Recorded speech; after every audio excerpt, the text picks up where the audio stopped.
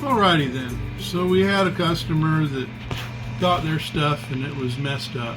Thank you, USPS, for all of your help in delivering stuff and breaking stuff.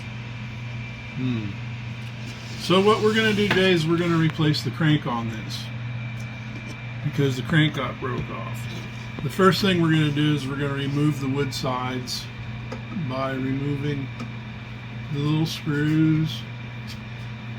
And once you get all the screws out, you very carefully take this panel loose right here on the crank side, set it aside, and then very gingerly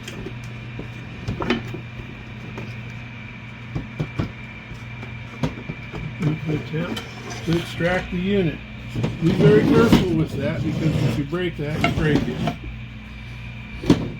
The next thing we're going to do is we're going to remove the back panel.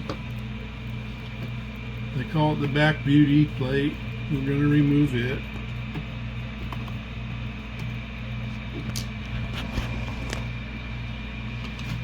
And there's 6 screws that hold it down.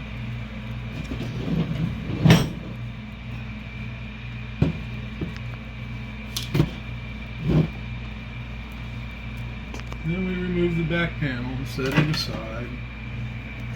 And then we'll remove the crank block.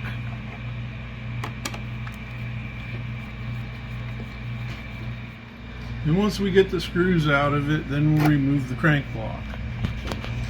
And then we'll install the new crank block. And then we'll reinstall our new crank block